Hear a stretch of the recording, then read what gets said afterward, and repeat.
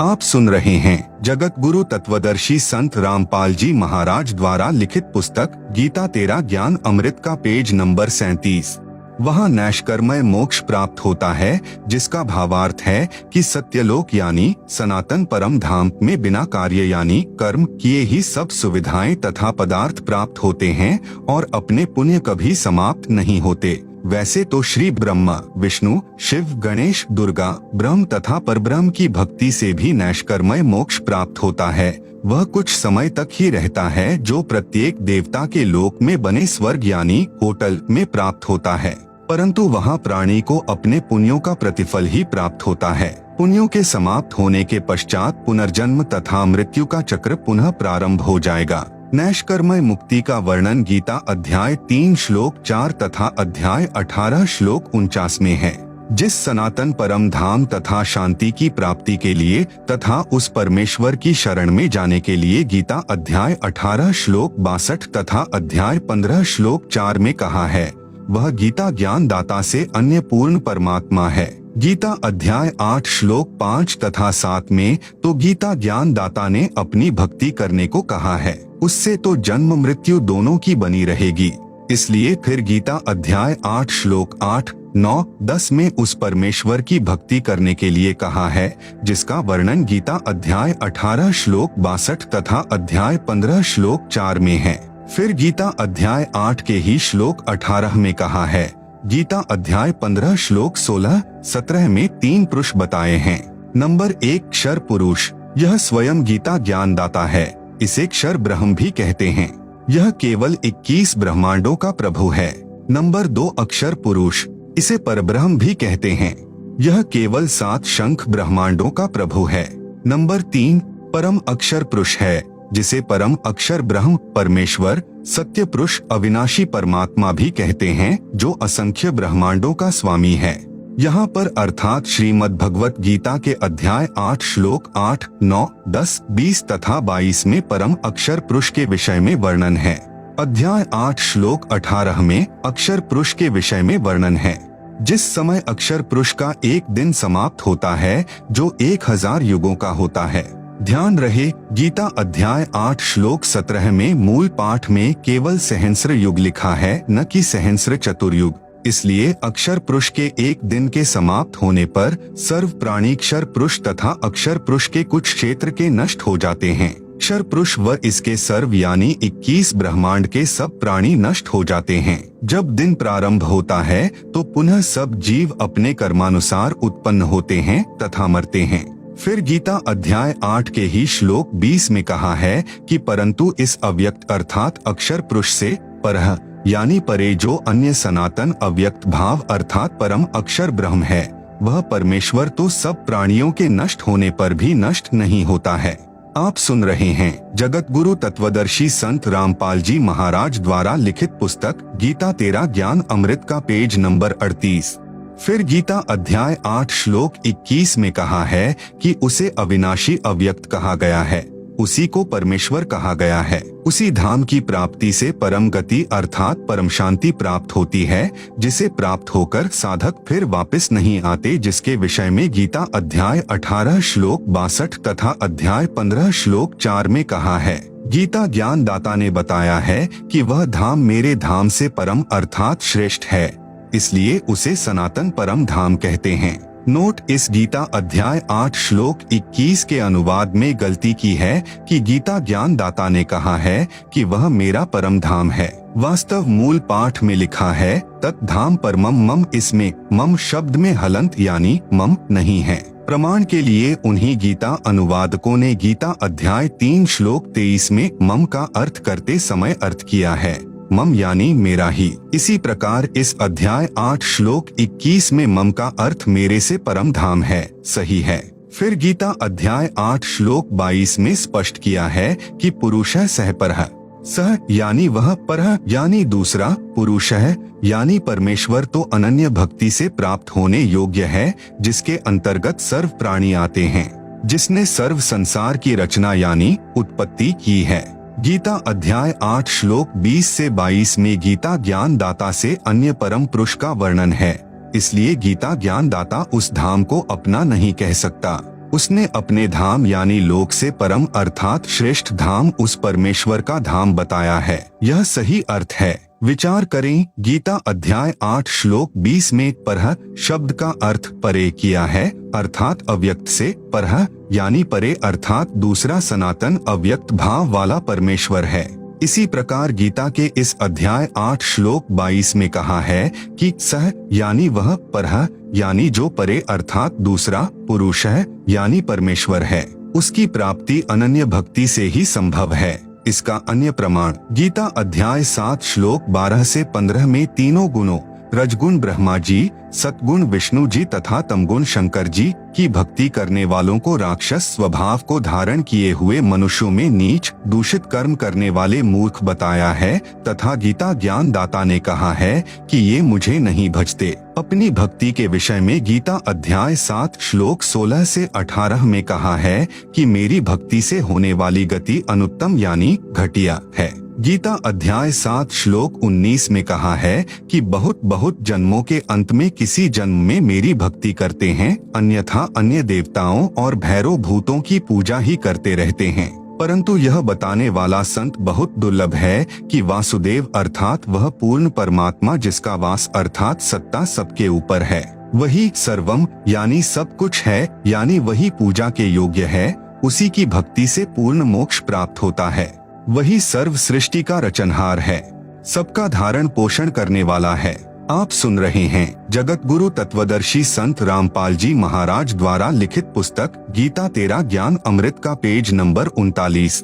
फिर गीता अध्याय 7 श्लोक 29 में गीता ज्ञान दाता ने कहा है कि जो साधक मेरे ज्ञान को आधार बनाकर तत्वदर्शी संतों से ज्ञान प्राप्त करके केवल जरा यानी वृद्धा अवस्था के दुख से तथा मरण यानी मृत्यु के दुख से छूटने के लिए भक्ति करके प्रयत्न करते हैं, वे संसार की सर्व वस्तुओं को नाशवान मानकर इनकी इच्छा नहीं करते, केवल मोक्ष उद्देश्य से ही भक्ति करते हैं। वे तत् ब्रह्म यानी उस ब्रह्म को विदु यानी जानते हैं, सब कर्मों से परिचित हैं, सर्व अध्यात्म ज्ञान से परिचित हैं।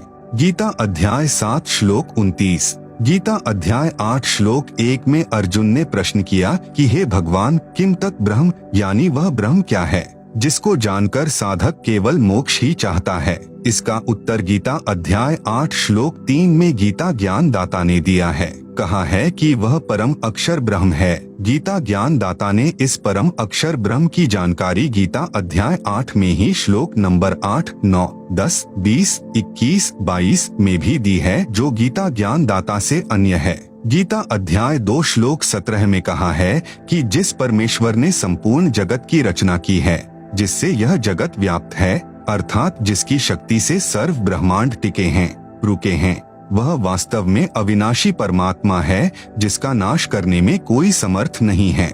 गीता अध्याय 15 श्लोक 17 में भी कहा है कि पुरुषोत्तम तो अन्य है। गीता अध्याय 15 श्लोक 16 में 2 पुरुष कहे हैं, क्षर पुरुष तथा अक्षर पुरुष। उत्तम पुरुष इनसे अन्य है, अर्थात श्रेष्ठ परमेश्वर जो तीनों लोकों में प्रवेश करके सबका धारण पोषण करता है, वह परमात्मा कहा जाता है। वही वास्तव में अविनाशी परमेश्वर है। गीता अध्याय 15 श्लोक 17। फिर गीता अध्याय 2 के ही श्लोक 59 में भी गीता ज्ञान दाता ने अपने से अन्य परमात्मा के विषय में कहा है। प्रसंग गीता अध्याय 2 श्लोक 53 से चला है, जिसमें कहा है कि हे अर्जुन, जिस समय भांति भांति के भ्रमित करने वाले ज्ञान के वचनों से विचलित हुई तेरी बुद्धि जब परमात्मा में अटल यानी स्थिर ठहर जाएगी, तब तू योग को प्राप्त होगा। गीता अध्याय 2 श्लोक 53। फिर गीता अध्याय 2 श्लोक 59 में कहा है कि कुछ व्यक्ति निराहार रहकर यानी भोजन त्याग कर केवल फलाहार या दुग्धाहार ही करते हैं। उनके कुछ समय के लिए विषय विकार तो निवृत्त हो जाते हैं, परंतु संसार के पदार्थों से आसक्ति निवृत्त नहीं होती। शास्त्रानुसार साधना करने से उस अन्य परमात्मा का साक्षात्कार होता है, जिससे विषय विकार तथा आसक्ति भी निवृत्त हो जाती है। गीता अध्याय 2 श्लोक 59 के मूल पाठ में परम शब्द जिसका अर्थ है पर अर्थात दूसरा होता है। उदाहरण के लिए गीता अध्याय 7 श्लोक 13 में मूल पाठ में यही परम शब्द है। इसमें गीता ज्ञान दाता ने कहा है कि तीनों गुणों रजगुण श्री ब्रह्मा जी, सतगुण श्री विष्णु जी तथा तमगुण श्री शंकर जी के भाव से सारा संसार मोहित हो रहा है। इनसे परे मुझे नहीं जानता। गीता अध्याय 7 श्लोक 13। इसमें परम यानी पर यानी परे अर्थात दूसरा अर्थ हुआ। आप सुन रहे हैं जगत गुरु तत्वदर्शी संत रामपाल जी महाराज द्वारा लिखित पुस्तक गीता तेरा ज्ञान अमृत का पेज नंबर 40। इसी प्रकार गीता अध्याय 2 श्लोक 59 में परम का अर्थ पर यानी परे अर्थात दूसरा जाने, क्योंकि गीता अध्याय 11 श्लोक 55 तथा गीता अध्याय 12 श्लोक 1 से 6 में प्रमाण है। गीता अध्याय 11 श्लोक 55 में संकेत किया है कि मत कर्मकृत यानी शास्त्रानुकूल भक्ति कर्म मेरे लिए करता हुआ, मत परम यानी मेरे से श्रेष्ठ परमात्मा के लिए करता हुआ, मत भक्त यानी मेरा भक्त मुझे ही प्राप्त होता है। क्योंकि जब तक तत्वदर्शी संत नहीं मिलता तब तक वेदों अनुसार ज्ञान से ओम नाम का जाप पूर्ण परमात्मा का मानकर करते हैं, जिससे ब्रह्म लोक में चले जाते हैं। इसलिए कहा है कि मेरा भक्त मेरे से अन्य पूर्ण परमात्मा की भक्ति करके भी मुझे ही प्राप्त होता है। गीता अध्याय 11 श्लोक 55। फिर गीता अध्याय 12 श्लोक 1 में स्पष्ट है कि अर्जुन ने प्रश्न किया कि जो भक्त पूर्वोक्त प्रकार से, गीता अध्याय 11 श्लोक 55 में संकेत है, जो त्वम यानी आपको तथा जो अव्यक्तम अक्षरम यानी अविनाशी अव्यक्त, जिसका वर्णन गीता अध्याय 8 श्लोक 20 से 22 में है, उसको भजते हैं, उनमें से उत्तम भक्ति वाला कौन सा भक्त है। गीता अध्याय 12 श्लोक 1। फिर गीता अध्याय 12 श्लोक 2 में गीता ज्ञान दाता ने कहा है कि मेरा भक्त जो केवल मेरे ध्यान में लगा है वह युक्ततमाह मतः यानी मेरे विचार से वह सही साधक है। गीता अध्याय 12 श्लोक 2।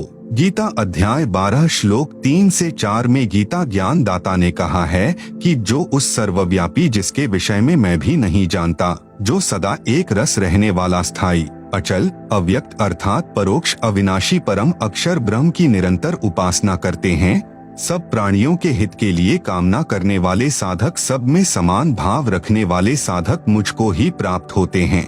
भावार्थ है कि जिस सच्चिदानंद घन ब्रह्म अर्थात परम अक्षर ब्रह्म का ज्ञान गीता ज्ञान दाता को भी नहीं है, उसका ज्ञान तत्वदर्शी संतों को होता है। तत्वदर्शी संत न मिलने से ब्रह्म के ओम नाम को परम अक्षर ब्रह्म का नाम यानी मंत्र जाप मानकर साधना करते हैं, जिस कारण से काल के जाल में रह जाते हैं। इसलिए कहा है कि वह साधक मुझे ही प्राप्त होता है। परमेश्वर कबीर जी ने सोहम मंत्र का आविष्कार करके साधकों को बताया है, परंतु सारनाम फिर भी गुप्त ही रखा है। सूक्ष्म वेद में लिखा है, सोहम शब्द हम जग में लाए, सार शब्द हम गुप्त छिपाएं। सोहम ऊपर और सत्सुकृत एक नाम, सब हंसों का बास है, नहीं बस्ती नहीं ठाम, सतगुरु सोहम नाम दे, गुज बीरज विस्तार, बिन सोहम सीझै नहीं, मूल मंत्र निजसार। आप सुन रहे हैं जगत गुरु तत्वदर्शी संत रामपाल जी महाराज द्वारा लिखित पुस्तक गीता तेरा ज्ञान अमृत का पेज नंबर 41। जो साधक सोहम नाम का जाप करते हैं, यह परब्रह्म अक्षर पुरुष जो गीता अध्याय 15 श्लोक 16 में प्रमाण है, उसका जाप है। सारनाम मिले बिना सोहम तथा ओम पूर्ण मोक्षदायक नहीं है। ओम का जाप ब्रह्म यानी गीता ज्ञानदाता का है। ब्रह्मलोक में महाइंद्र का लोक प्राप्त होता है, जो ब्रह्मलोक में ही बना है, तथा सोहम नाम के जाप की भक्ति कमाई से ब्रह्मलोक में ही बने नकली सत्यलोक को प्राप्त होता है। साधना काल में साधक यह भी कहता रहता है, सब प्राणियों का भला हो, सर्वे भवन्तु सुखिनः, सर्वे सन्तु निरामयाः, सर्वे भद्राणि पश्यन्तु मां कश्चित् दुख भाग भवेत्। भावार्थ सब सुखी हो, सब आरोग्य अर्थात स्वस्थ हो, सबका भला हो, कोई दुख किसी को न हो। यह मंगल कामना का मंत्र बनाकर आशीर्वाद देता है, दुआ यानी प्रार्थना करता रहता है, जिससे इस साधक की पुण्य कमाई तथा भक्ति धन दुआ आशीर्वाद के माध्यम से समाप्त हो जाते हैं। तत्वदर्शी संत का अनुयायी यह गलती कभी नहीं करता। इसलिए कहा है कि उस परम अक्षर ब्रह्म का साधक भी मुझे ही प्राप्त होता है, क्योंकि भक्ति आशीर्वाद तथा सर्व की मंगल कामना करके समाप्त कर दी।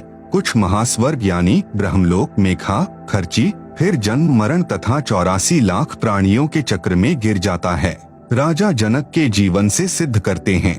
त्रेतायुग में जनक जी एक धार्मिक राजा थे। इनकी पुत्री सीता जी थी, जो त्रिलोकीनाथ श्री विष्णु उर्फ श्री रामचंद्र पुत्र श्री दशरथ जी की पत्नी थी। सतयुग में राजा जनक जी का जीव ही राजा अम्बरीश थे, जो श्री विष्णु जी के परम भक्त थे। साथ साथ वेदों के अनुसार ओम नाम का जाप करते थे, जो ब्रह्म साधना है, जिसके परिणाम स्वरूप लाखों वर्ष श्री विष्णु जी के लोक में बने स्वर्ग में अपनी भक्ति के सुख को भोगा। फिर लाखों वर्ष ब्रह्म लोक में ब्रह्म साधना के सुख को भोगा। फिर त्रेता युग में पुनर्जन्म जनक का हुआ, जो एक धार्मिक राजा थे।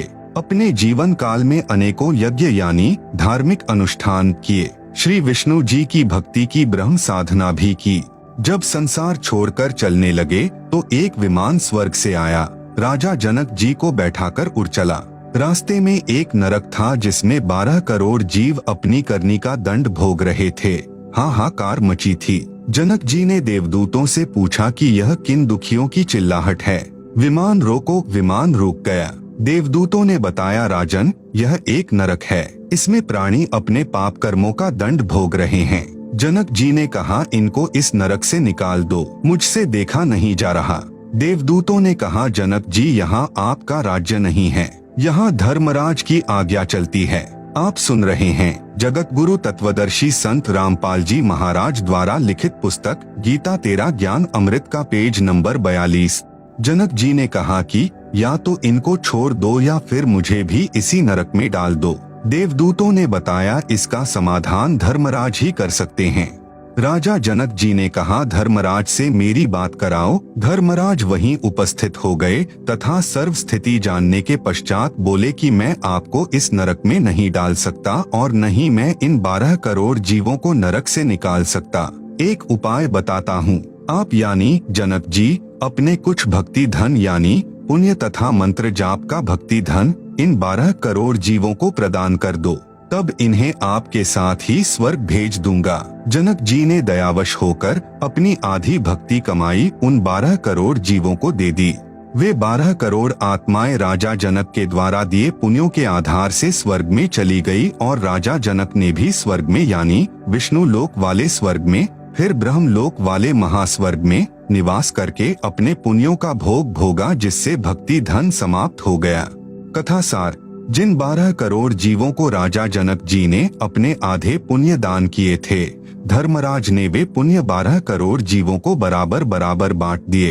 उन पुण्यों के फलस्वरूप वे आत्माएं स्वर्ग में रही। फिर उन पुण्यों के समाप्त होने पर पुनः उसी नरक में डाल दी गई। जो पाप कर्म शेष बचे थे वे फिर भोगने पड़े। राजा जनक जी के साथ बहुत बड़ा धोखा हुआ। उसके आधे पुण्य तो दान करने से समाप्त हुए और आधे ऊपर स्वर्ग में भोग कर समाप्त हुए, पुनः जन्म मरण के चक्र में गिरे। वही जनक जी वाला जीव कलयुग में सिख गुरु श्री नानक देव साहेब जी हुए। श्री नानक जी को सुल्तानपुर शहर में बेई नदी के घाट पर पूर्ण परमात्मा एक जिंदा साधु के वेश में मिले। उनको उस सनातन परम धाम यानी सत्यलोक यानी सचखंड में ले गए। फिर तीसरे दिन वापस उसी बेई नदी के घाट पर छोड़ा। सर्व तत्व ज्ञान कराया। उनके पूर्व अनेकों अच्छे जीवन के जन्म दिखाए। उनको सत्य नाम यानी जो 2 अक्षर का मंत्र है, जिसमें एक ओंकार यानी ओम है तथा दूसरा गुप्त है, उपदेशी को ही बताया जाता है कि दीक्षा दी। तब श्री नानक देव साहेब जी का पूर्ण मोक्ष हुआ। यदि परमात्मा तत्वदर्शी संत रूप में प्रकट होकर तत्व ज्ञान नहीं बताते तो श्री नानक देव जी वाले जीव का जन्म मरण चक्र कभी समाप्त नहीं होता। वह सत्य साधना मेरे पास यानी संत रामपाल जी के पास है। प्रसंग चल रहा है कि भावना में बहकर आशीर्वाद द्वारा अपनी भक्ति धन कभी नष्ट नहीं करना चाहिए। आपने कोई भी बुद्धिमान धनवान व्यक्ति अपने नोटों को अन्य किसी को बांटता नहीं देखा होगा। यदि किसी की सहायता करना चाहें तो उसे कमाने का तरीका बताएं, जिससे वह अपने पैरों पर खड़ा होकर धनी बन सके। इसी प्रकार भक्तजन जिसकी सहायता करना चाहें तो उसको पूर्ण गुरु से दीक्षा दिलाकर भक्ति धन कमाने की प्रेरणा दें। आप सुन रहे हैं जगत गुरु तत्वदर्शी संत रामपाल जी महाराज द्वारा लिखित पुस्तक गीता तेरा ज्ञान अमृत का पेज नंबर 43। गीता अध्याय 12 श्लोक 5 में कहा है कि जिनकी आस्था सच्चिदानंद घन ब्रह्म अर्थात परम अक्षर ब्रह्म में है और जो उसी को चेतसा यानी जानने वाले हैं, उनको अधिकतर क्लेश यानी शंका के कारण ज्ञान का झगड़ा बना रहता है। उन मानव शरीरधारियों के लिए इस कारण से दुखपूर्वक प्राप्त की जाने वाली गति है। भावार्थ वही है कि तत्वदर्शी संत न मिलने के कारण कबीर पंथी यानी घीसा दास पंथी, गरीब दास पंथी, दादू पंथी, नेकीराम पंथी थे। सब कबीर पंथी कहलाते हैं, भी कठिन तपस्या करते हैं, व्रत मौन व्रत अन्य कठिन साधना ही करते हैं। इसलिए कहा है कि उस पूर्ण परमात्मा की साधना क्लेशयुक्त तथा दुख पूर्वक प्राप्त होने योग्य है। वास्तव में सर्व साधना जो शास्त्रानुकूल है वह बहुत आसान है। प्रमाण यजुर्वेद अध्याय 40 मंत्र 15 में ब्रह्म साधना के लिए कहा है कि वायुः अनिलम अमृतम अथ इदम भस्मांतम शरीरम ओम कृतम स्मर किल्बे स्मर कृतुः स्मर। भावार्थ ब्रह्म साधना का ओम नाम है। इससे मिलने वाला अमृतम अर्थात मोक्ष प्राप्ति के लिए ओम नाम का जाप, वायुः अनिलम यानी श्वास उश्वास से पूरी लगन के साथ शरीर नष्ट होने तक, कृतम यानी कार्य करते करते, स्मर यानी स्मरण कर, किल्बे स्मर यानी पूरी कसक अर्थात किलबिलाहट यानी विलाप जैसी स्थिति से स्मरण कर, कृतुः स्मर यानी मनुष्य जीवन का मूल कार्य जानकर स्मरण कर। यजुर्वेद अध्याय 40 मंत्र 15। फिर यजुर्वेद अध्याय 40 मंत्र 17 में वेद ज्ञान दाता ने, यही गीता ज्ञान दाता है, कहा है कि वह पूर्ण परमात्मा तो ऊपर के लोक में परोक्ष है अर्थात अव्यक्त है। अहम खम ब्रह्मोम यानी मैं ब्रह्म हूँ, दिव्य आकाश रूपी ब्रह्म लोक में मैं रहता हूँ, मेरा ओम नाम है। यजुर्वेद अध्याय 40 मंत्र 10 में वेद ज्ञान दाता ने कहा कि कोई तो परमात्मा को संभवात यानी उत्पन्न होने वाला अवतार रूप में साकार मानता है, कोई असंभवात यानी उत्पन्न न होने वाला अर्थात निराकार मानता है। वह परमात्मा उत्पन्न होता है या नहीं या जैसा है उसका ज्ञान धीराणाम यानी तत्वदर्शी संतजन बताते हैं, उनसे शृण्वः यानी सुनो। यजुर्वेद अध्याय 40 मंत्र 10। यही प्रमाण गीता अध्याय 4 श्लोक 34 में है कि परमात्मा के विषय में संपूर्ण ज्ञान तत्वदर्शी संत बताते हैं। उनकी खोज कर उनसे निष्कपट भाव से तथा दंडवत प्रणाम करके विनम्रता से प्रश्न करने से वे तत्वदर्शी संत तेरे को तत्व ज्ञान का उपदेश करेंगे। सूक्ष्म वेद में भी कहा कि नाम उठत नाम बैठत, नाम सोवत जागरे, नाम खाते नाम पीते, नाम सेती लागरे। भावार्थ परमात्मा की साधना केवल नाम के जाप से होती है। उस नाम का जाप कार्य करते करते करो, सोने से पहले, सुबह उठते ही, खाना खाते समय, पेय पदार्थ पीते समय अर्थात सर्व कार्य करते करते नाम का स्मरण करो। भावार्थ है कि हठ योग न करके कर्मयोग में साधना करो। आप सुन रहे हैं जगत गुरु तत्वदर्शी संत रामपाल जी महाराज द्वारा लिखित पुस्तक गीता तेरा ज्ञान अमृत का पेज नंबर 44। गीता में 2 प्रकार का ज्ञान है। गीता का जो ज्ञान वेदों यानी ऋग्वेद, यजुर्वेद, सामवेद तथा अथर्ववेद तथा सूक्ष्म वेद जो सच्चिदानंद घन ब्रह्म अर्थात सत्य पुरुष ने अपने मुख कमल से तत्व ज्ञान बोला है, उससे मेल नहीं करता है तो वह गलत ज्ञान है। वह गीता ज्ञान दाता का अपना मत है, वह स्वीकार्य नहीं है। गीता ज्ञान दाता ने कई श्लोकों में गीता अध्याय 13 श्लोक 2, अध्याय 7 श्लोक 18, अध्याय 6 श्लोक 36, अध्याय 3 श्लोक 31 तथा अध्याय 18 श्लोक 70 में कहा है कि ऐसा मेरा मत है, मेरा विचार है। श्रीमद् भगवत गीता में 95% वेद ज्ञान है, 5% गीता ज्ञान दाता का अपना मत है। यदि वह वेदों से मेल खाता है तो ठीक है, अन्यथा व्यर्थ है। उदाहरण के लिए गीता अध्याय 2 श्लोक 37 से 38 पर्याप्त है, इनमें विरोधाभास है। गीता अध्याय 2 श्लोक 37 में तो लाभ हानि बता रहा है, कहा है कि या तो तू युद्ध में मरकर स्वर्ग को प्राप्त होगा अथवा युद्ध जीतकर पृथ्वी का राज भोगेगा, इसलिए हे अर्जुन युद्ध के लिए खड़ा हो जा। गीता अध्याय 2 श्लोक 37। फिर गीता अध्याय 2 श्लोक 38 में ही तुरंत इसके विपरीत कहा है कि जय पराजय अर्थात हार जीत सुख दुख को समान समझकर युद्ध के लिए तैयार हो जा।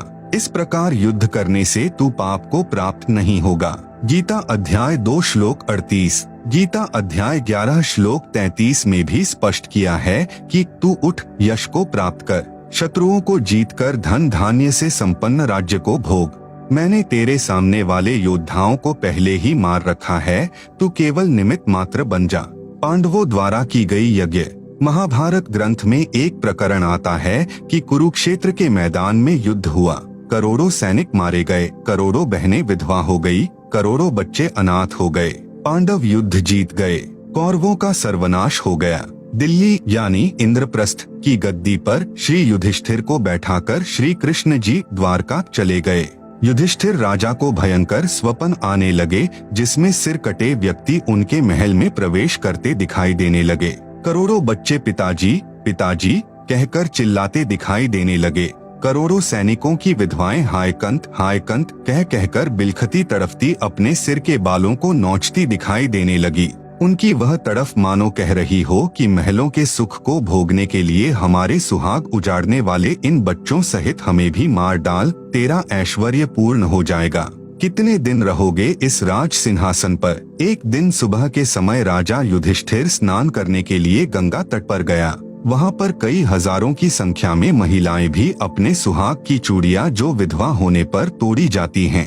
आप सुन रहे हैं जगत गुरु तत्वदर्शी संत रामपाल जी महाराज द्वारा लिखित पुस्तक गीता तेरा ज्ञान अमृत का पेज नंबर 45। उनको जल प्रवाह करने उस घाट पर गई हुई थी, रो रही थी, सुबक रही थी, कुछ चक्कर खाकर गिर रही थी। उसके बेटे बेटियां उस विधवा माँ के ऊपर गिरकर रो रहे थे। कुछ एक को दो महिलाएं जो वृद्ध थी हाथ का सहारा देकर चल रही थी तथा सब रो रही थी। यह विकराल दृश्य देखकर राजा युधिष्ठिर बिना स्नान किए ही वापस लौट गए। सारा दिन वही दृश्य आंखों के सामने घूमने लगा। कुछ नहीं खाया पिया, रात्रि में सोने लगा तो वही दृश्य आंखों के सामने था। जैसे तैसे सोया तो वही स्वप्न आने लगे जो पहले 2-3 दिन से दिख रहे थे। राजा युधिष्ठिर न सो पा रहा था, न रो पा रहा था, न कुछ खा रहा था, केवल नाम मात्र आहार करता था।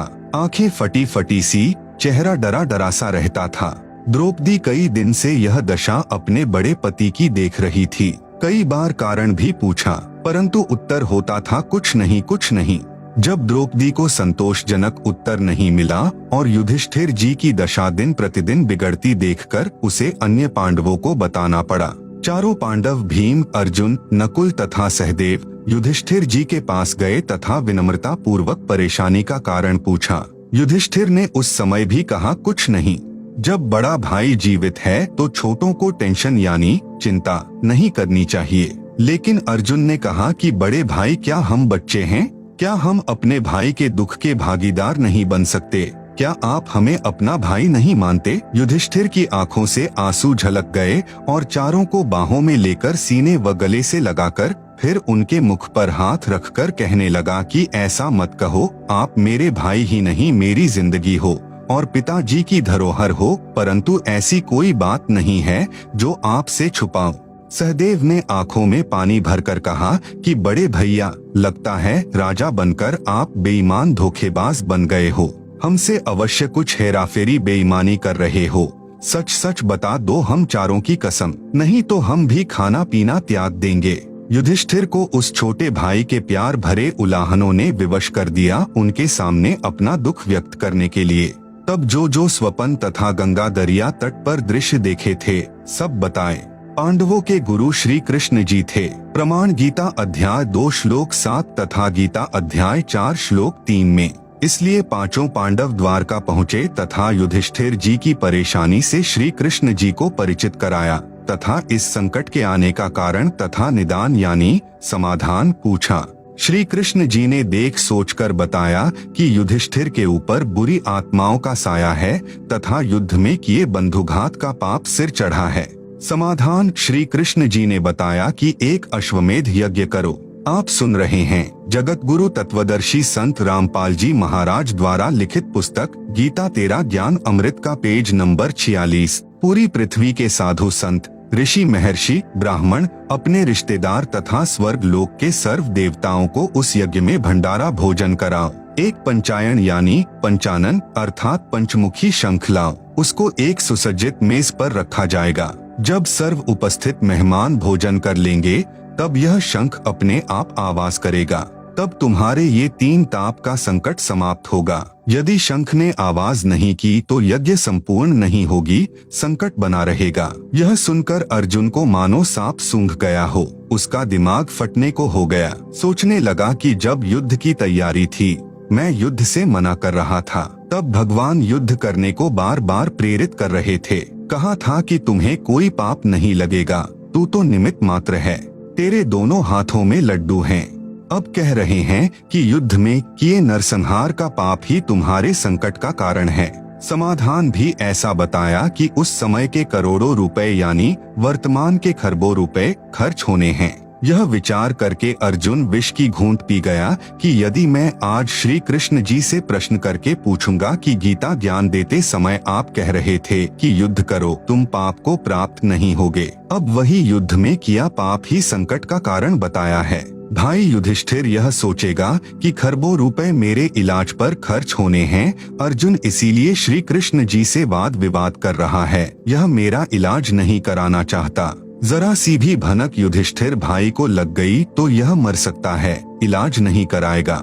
यह विचार करके अर्जुन ने यज्ञ की तिथि तथा स्थान पूछकर यज्ञ की तैयारी की। उस यज्ञ में 33 करोड़ देवता, 88,000 ऋषि, 12 करोड़ ब्राह्मण, 56 करोड़ यादव यानी अर्जुन की ससुराल वाले द्वारका से 9 नाथ, 84 सिद्ध महात्मा, अन्य अनेकों सामान्य जनता जन आए तथा श्री कृष्ण सहित सबने भोजन खाया, परंतु शंख ने आवाज नहीं की।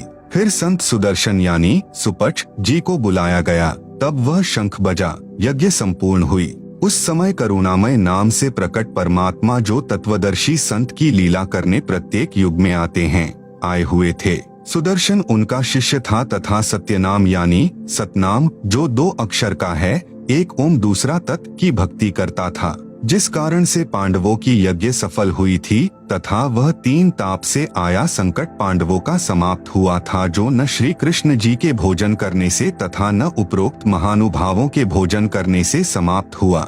श्री सुदर्शन जी उस परम अक्षर ब्रह्म अर्थात पूर्ण परमात्मा की भक्ति करता था। सूक्ष्म वेद में कहा है, तुम कौन राम का जपते जापम, ताते कटेन ना तुम्हारे तीनों तापम। भावार्थ, आप कौन से राम की भक्ति का नाम जपते हैं जिससे आपके 3 ताप भी समाप्त नहीं होते, मोक्ष तो बहुत दूर की बात है। इसलिए मेरे यानी संत रामपाल के पास वह सत्य साधना है, 2 अक्षर का सत्य नाम है। आओ और दीक्षा लेकर अपना कल्याण कराओ। आप सुन रहे हैं जगत गुरु तत्वदर्शी संत रामपाल जी महाराज द्वारा लिखित पुस्तक गीता तेरा ज्ञान अमृत का पेज नंबर 47। अब उसी प्रसंग पर आते हैं कि गीता में 2 तरह का ज्ञान है, अर्थात विरोधाभास है। एक तो गीता ज्ञान दाता ने युद्ध कराने के लिए अपने दाव पेच लड़ाए हैं, वे वेद विरुद्ध होने से तथा सत्य से परे होने से स्वीकार्य नहीं है, वह इसका मत है। इसलिए गीता अध्याय 12 श्लोक 5 में कहा है कि उस सच्चिदानंद घन ब्रह्म की भक्ति क्लेश व दुखपूर्वक प्राप्त होती है, जबकि वेद में लिखा है कि तत्वदर्शी संत मिलने के पश्चात उस परमात्मा यानी पूर्ण ब्रह्म की भक्ति कार्य करते करते नाम जाप साधना करके की जाती है। बहुत ही सरल है। इससे सिद्ध हुआ कि गीता ज्ञान दाता ने जो अपना मत बताया है, यदि वह वेदों यानी 4 वेद हैं, number 1 Rigveda, number 2 Yajurveda, number 3 Samaveda, number 4 Atharvaveda तथा 5वां है सूक्ष्म वेद, से मेल नहीं खाता है तो वह व्यर्थ ज्ञान है। वह गीता ज्ञान दाता के घर का है, वह हमें ग्रहण नहीं करना है, वह हमें नहीं मानना है। अन्य प्रमाण गीता अध्याय 12 श्लोक 8 से 19 तक में अपना मत बताया है। गीता अध्याय 12 श्लोक 8 में गीता ज्ञान दाता ने कहा है कि मुझ में मन लगा, मेरे में बुद्धि लगा, मुझे प्राप्त होगा। इसी प्रकार ऊर्ध्वम यानी ऊपर वाले अव्यक्त की भक्ति करेगा तो उसे प्राप्त होगा, इसमें कोई संशय नहीं है।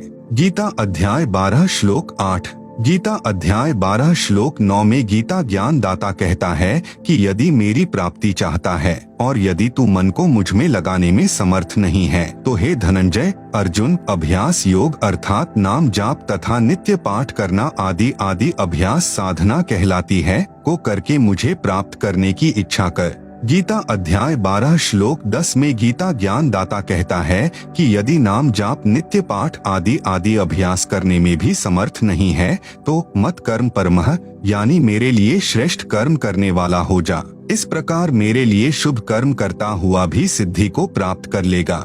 गीता अध्याय 12 श्लोक 11 में गीता ज्ञान दाता कहता है कि यदि मद्योगम यानी मत योगम यानी मेरे द्वारा बताई गई भक्ति साधना पर आश्रित होकर उपरोक्त साधना करने में भी तू समर्थ नहीं है तो यतात्मवान यानी यत आत्मवान यानी यति आत्मा वाला हो जा। यति का अर्थ है अपनी पत्नी के अतिरिक्त किसी भी स्त्री के प्रति विषय विकारवश होकर मन में कभी द्वेष उत्पन्न न होता हो, उसे यति पुरुष कहते हैं। जैसे श्री रामचंद्र जी को यति अर्थात संत भाषा में जति कहा जाता है। श्री सुखदेव यानी सुखदेव पुत्र श्री व्यास को भी यति यानी जति माना गया है तथा सीता पत्नी श्री रामचंद्र को सती माना गया है। इसलिए कहा है कि यतात्मवान अर्थात यति पुरुष बनकर सर्व कर्मों के फल का त्याग कर। गीता अध्याय 12 श्लोक 11। आप सुन रहे हैं जगत गुरु तत्वदर्शी संत रामपाल जी महाराज द्वारा लिखित पुस्तक गीता तेरा ज्ञान अमृत का पेज नंबर 48। गीता अध्याय 12 श्लोक 12 में गीता ज्ञान दाता कहता है कि अभ्यासात यानी नाम जाप नित्य पढ़ आदि जो अभ्यास किया जाता है उससे श्रेष्ठ ज्ञान है अर्थात जिज्ञासु बनकर ज्ञान प्राप्त कर। ज्ञान से ध्यान अर्थात हठ साधना करके समाधि लगाना। यहाँ गीता ज्ञान दाता के मतानुसार ध्यान कहा है जिसका अनुसरण सर्व ऋषिजन किया करते थे, जिसे वर्तमान में मेडिटेशन कहते हैं। ध्यान से श्रेष्ठ सर्व कर्मों का फल का त्याग है क्योंकि त्याग से तत्काल शांति प्राप्त हो जाती है। यह गीता ज्ञान दाता का मत है। गीता अध्याय 12 श्लोक 13 से 14 में गीता ज्ञान दाता कहता है कि जो व्यक्ति सब प्राणियों से द्वेष भाव रहित है, सबका मित्र है और दयालु है, जैसे राजा जनक था, ममता रहित अहंकार से रहित सुख दुख में समान रहता है, क्षमावान है, जो योगी यानी साधक निरंतर संतुष्ट है, यतात्मा यानी यति पुरुष है, दृढ़ निश्चय वाला है अर्थात जो मैंने ज्ञान अपना मत या वेद ज्ञान बताया है उसको दृढ़ निश्चय से पालन करता है, वह मुझ पर समर्पित मेरा भक्त मुझे प्रिय है। इसी प्रकार गीता अध्याय 12 श्लोक 15 से 19 तक में अपना मत कहा है जो केवल नास्तिकता की ओर ले जाने वाला है। जैसे ऊपर किए गए उल्लेख में गीता अध्याय 12 श्लोक 8 से 12 तक कहा है कि मुझ में मन लगा, यदि मन नहीं लगा सकता तो नाम जाप तथा नित्य पाठ आदि का अभ्यास किया कर। अभ्यास का अर्थ है नित्य प्राप्ति, बार बार कर्म करना। नाम जाप नित्य पाठ करके मुझे प्राप्त करने की इच्छा कर। यदि नाम जाप नित्य पाठ भी नहीं कर सकता तो मेरे लिए अर्थात परमात्मा के लिए कर्म करने वाला हो जा। उदाहरण के लिए जैसे धार्मिक कर्म करते हैं, कहीं कंबल बांट दिए, कहीं भोजन भंडारा कर दिया, कहीं मंदिर बना दिया, कहीं प्याऊ बनवा दी, पक्षियों को अनाज डाल दिया आदि भगवान के प्राप्ति किए कर्म कहलाते हैं। इनके करने से कुछ सिद्धि प्राप्त हो जाएगी। प्रिय पाठ को ध्यान से विचारो। इस श्लोक में इन कर्मों से होने वाला फल भी बता दिया है कि सिद्धि प्राप्त हो जाती है। फिर साधक स्वयं झाड़ फूंक, जंत्र मंत्र, आशीर्वाद तथा दुआ बद्दुआ देने योग्य हो जाता है और महर्षि प्रसिद्ध हो जाता है। गीता अध्याय 12 श्लोक 10। यदि भगवान के लिए कर्म भी नहीं कर सकता है तो यति यानी जति पुरुष बनकर कर्म फल का त्याग कर। विचार करें, जब भगवान के लिए धार्मिक कर्म करेगा ही नहीं तो कौन से कर्म शेष हैं जिनके फल का त्याग करेगा। इसे कहते हैं ऊवा बाई का ज्ञान, बिना सिर पैर का ज्ञान। गीता अध्याय 12 श्लोक 11। फिर गीता अध्याय 12 श्लोक 12 में तो कमाल ही कर दिया। आप सुन रहे हैं जगत गुरु तत्वदर्शी संत रामपाल जी महाराज द्वारा लिखित पुस्तक गीता तेरा ज्ञान अमृत का पेज नंबर 49। कहा है कि अभ्यास अर्थात नाम जाप नित्य पाठ रूपी अभ्यास से ज्ञान श्रेष्ठ है, जो गीता ज्ञान दाता अपना मत बता रहा है। यहाँ पर इस ज्ञान की चर्चा है। ज्ञान से ध्यान यानी मेडिटेशन अर्थात हठपूर्वक एक स्थान पर एकांत में आसन। गीता अध्याय 6 श्लोक 10 से 15 में बताई विधि जो गीता ज्ञान दाता का मत है, पर बैठकर करना श्रेष्ठ है। ध्यान से सब धार्मिक कर्मों का फल त्यागने से तुरंत शांति मिल जाती है। गीता अध्याय 12 श्लोक 11 में सब धार्मिकता वाले कर्म भी त्यागने का आदेश है। इस प्रकार का यह ज्ञान जो साधकों को नास्तिकता की ओर धकेल रहा है, यह गीता ज्ञान दाता का शास्त्र विरुद्ध ज्ञान है, जिस कारण से साधक शास्त्र विधि को त्याग कर मनमाना आचरण करने लग गए और अपना अनमोल मनुष्य जीवन व्यर्थ करते हैं। यदि ये ज्ञान उचित होता कि भगवान में मन न लगे तो अभ्यास, नाम जाप, नित्य पाठ कर, अभ्यास न कर सके तो भगवान के लिए कर्म कर, भगवान के लिए कर्म न कर सके तो सर्व कर्मों का फल त्याग दें, तो 4 वेदों की तथा श्रीमद्भगवत गीता के अन्य 650 श्लोकों की, क्योंकि लगभग 50 श्लोकों में गीता ज्ञान दाता मत वाला ज्ञान है, क्या आवश्यकता थी?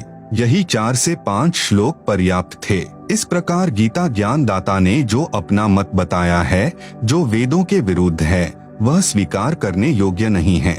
गीता अध्याय 12 श्लोक 20 में अपने अज्ञान को छुपाने के लिए फिर कहा है कि परंतु जो श्रद्धाना है, यानी साधक श्रद्धा के साथ मत्परमाः यानी मत परमाः यानी मेरे से श्रेष्ठ परमेश्वर को पर्युवास्ते यानी पूजते हैं, वे मुझे अधिक प्रिय हैं। जैसा कि प्रारंभ में वर्णन है कि गीता अध्याय 5 श्लोक 14 से 16, 20, 24, 25, 26 में भी प्रमाण है कि गीता ज्ञान दाता ने अपने से अन्य प्रभु के विषय में बताया है।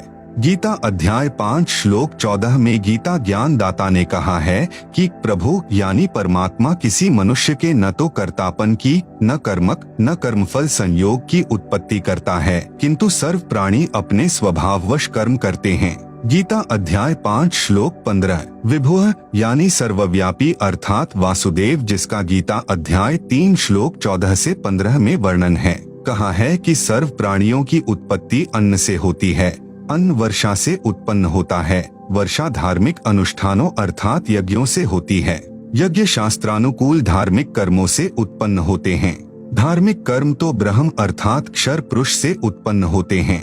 ब्रह्म अर्थात क्षर पुरुष को अक्षरः सम उद्भवम अविनाशी परमात्मा अर्थात परम अक्षर ब्रह्म से उत्पन्न हुआ जान। इससे सिद्ध होता है कि सर्वगतम ब्रह्म यानी सर्वव्यापी परमात्मा अर्थात विभुः यानी सर्वव्यापी परमेश्वर न किसी के पाप और न शुभ कर्म को ही ग्रहण करता है, उसी से सर्व जंतवः यानी जीव जंतु तथा मनुष्य मोहित हो रहे हैं। गीता अध्याय 5 श्लोक 16 तथा 17 को पढ़ने से स्पष्ट हो जाएगा कि गीता ज्ञान दाता ने अपने से अन्य परमेश्वर के विषय में बताया है। आप सुन रहे हैं जगत गुरु तत्वदर्शी संत रामपाल जी महाराज द्वारा लिखित पुस्तक गीता तेरा ज्ञान अमृत का पेज नंबर 50। इसी प्रकार गीता अध्याय 5 श्लोक 20, 24, 25, 26 को गीता में अन्य अनुवादकों द्वारा किए सरलार्थ से समझा जा सकता है। इसी प्रकार गीता अध्याय 6 श्लोक 7 में स्पष्ट परमात्मा शब्द मूल पाठ में लिखा है, जो गीता ज्ञान दाता से अन्य परमात्मा का प्रमाण है, क्योंकि गीता अध्याय 15 श्लोक 17 में कहा है कि श्लोक 16 में वर्णित 2 पुरुषों क्षर पुरुष तथा अक्षर पुरुष से अन्य कोई उत्तम पुरुष अर्थात पुरुषोत्तम है, जिसे परमात्मा इति उदाहरित यानी परमात्मा कहा जाता है। वही तीनों लोकों में प्रवेश करके सबका धारण पोषण करता है, वह अविनाशी परमात्मा है। इसमें गीता अध्याय 15 श्लोक 17 में भी परमात्मा शब्द है। इस प्रकार गीता के अमृत ज्ञान को समझना है, केवल गीता जी के पढ़ने मात्र से कल्याण नहीं है। इसके अमृत ज्ञान को समझकर इसके अनुसार अपनी धार्मिक क्रियाएं करने से तीनों लाभ हैं, जो गीता अध्याय 16 श्लोक 23 में सुख प्राप्ति, सिद्धि शक्ति प्राप्ति तथा परम गति अर्थात पूर्ण मोक्ष प्राप्ति के लिए बताए हैं। अब पुनः उसी प्रसंग पर चर्चा करते हैं, जो प्रश्नकर्ता ने जानना चाहा है कि गीता ज्ञान दाता से अन्य पूर्ण परमात्मा कौन है तथा उसने अपने से अन्य किस परमेश्वर की शरण में जाने को कहा है। उत्तर चल रहा है, यह तो स्पष्ट ही हो चुका है कि गीता ज्ञान दाता से अन्य परम अक्षर ब्रह्म है। गीता अध्याय 18 श्लोक 62 में उस परमेश्वर परम अक्षर पुरुष की शरण में जाने के लिए कहा है। गीता अध्याय 18 श्लोक 66, गीता अध्याय 8 श्लोक 28, गीता अध्याय 12 श्लोक 6 से 7 में कहा है कि पूर्ण परमात्मा को प्राप्त करने के लिए मेरी भक्ति भी की जाती है। जैसे गीता अध्याय 17 श्लोक 23 में ओम तत्सत 3 नाम का जाप परम अक्षर ब्रह्म की प्राप्ति के लिए है। गीता अध्याय 8 श्लोक 13 में गीता ज्ञान दाता ने अपनी साधना करने का केवल एक ओम नाम बताया है। संपूर्ण परमात्मा की प्राप्ति के लिए ओम नाम का जाप भी साधक करता है।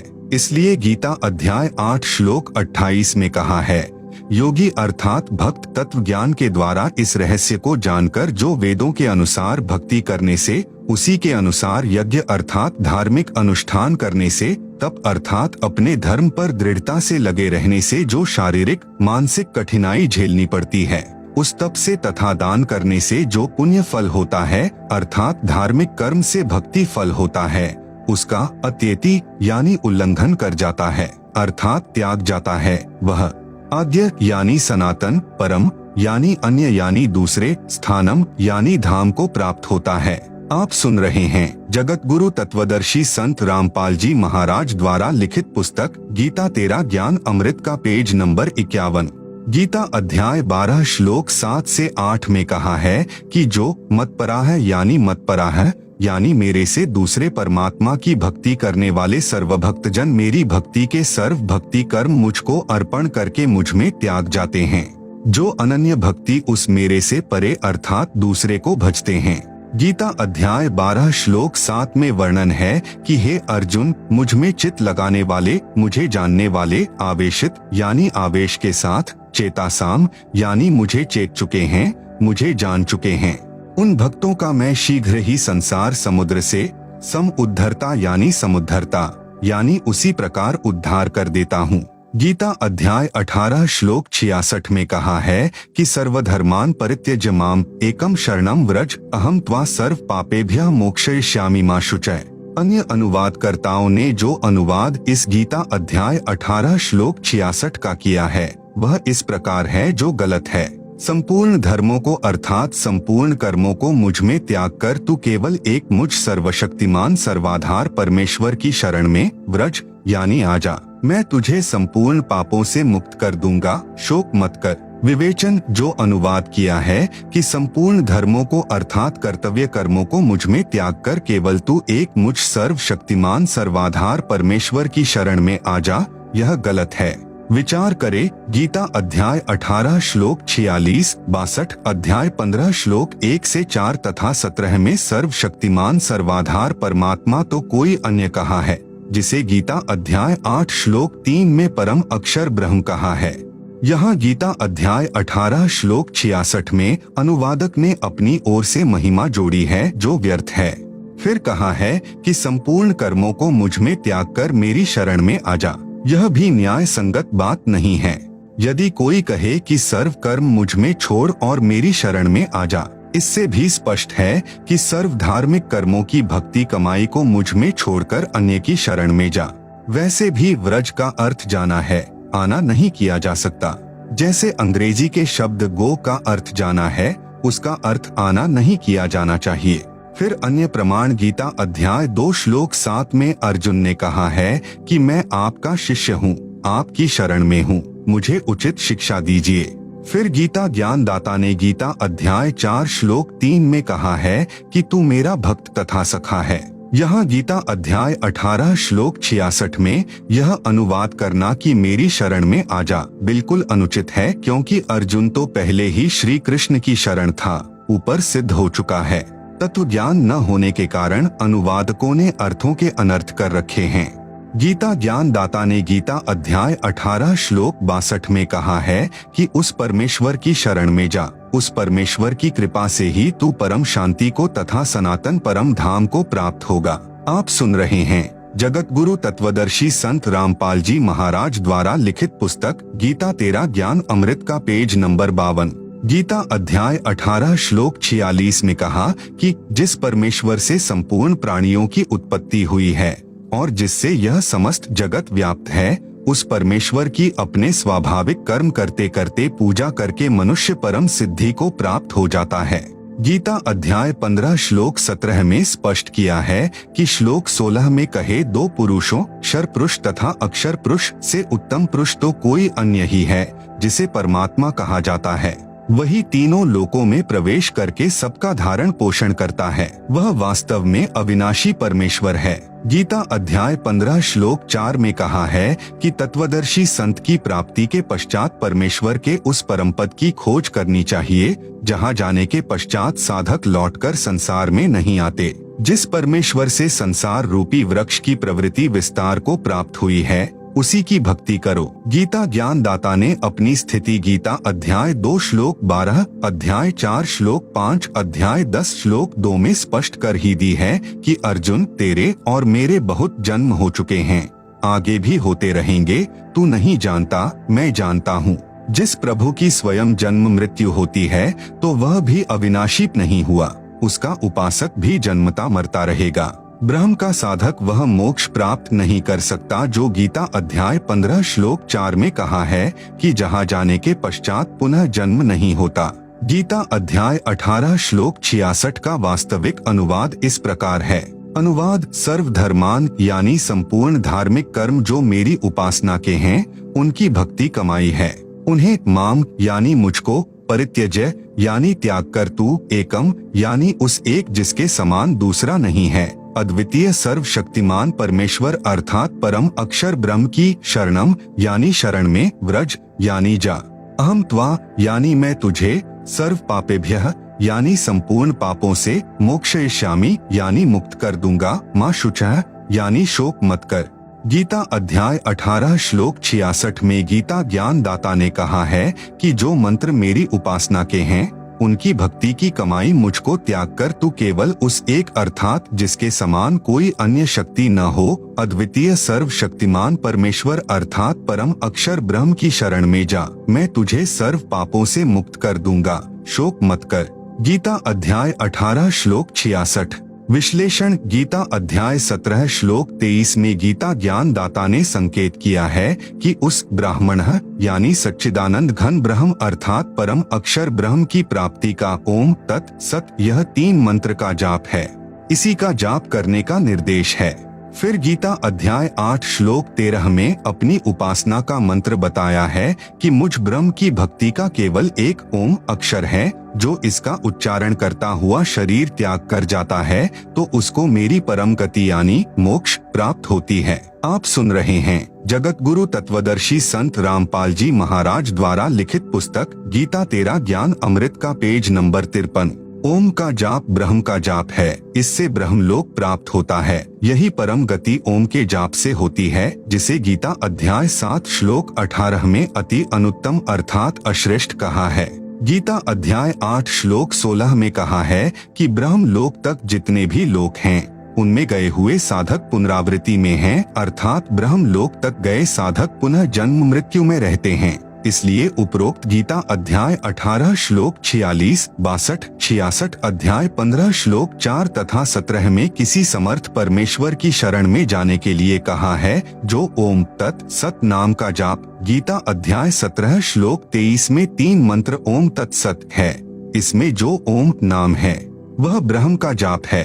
इसी ब्रह्म को गीता अध्याय 15 श्लोक 16 में अक्षर पुरुष कहा है तथा दूसरा जो अक्षर पुरुष कहा है। अक्षर पुरुष का जाप तत् मंत्र का है, यह सांकेतिक है तथा गीता अध्याय 15 श्लोक 17 में कहा है कि उत्तम पुरुष तो अन्य पुरुषोत्तम अर्थात सर्वश्रेष्ठ सर्वशक्तिमान पुरुष तो अक्षर पुरुष तथा अक्षर पुरुष से अन्य ही है। उसका मंत्र सत है जो सांकेतिक है। उस परमेश्वर अर्थात परम अक्षर ब्रह्म जिसको संत भाषा में सत्य पुरुष कहते हैं के उस परम पद अर्थात सनातन परम धाम जिसे संत भाषा में सत्यलोक कहते हैं में जाने के लिए अर्थात पूर्ण मोक्ष प्राप्त करने के लिए गीता अध्याय 17 श्लोक 23 वाले ओम तत्सत मंत्र का जाप करना होता है। अन्य कोई नाम जाप पूर्ण मोक्ष का नहीं है। तत्सत ये दोनों अन्य मंत्र हैं जो उपदेश लेने वाले को उपदेश के समय ही सार्वजनिक किए जाते हैं। ओम नाम का जाप ब्रह्म यानी अक्षर पुरुष का है,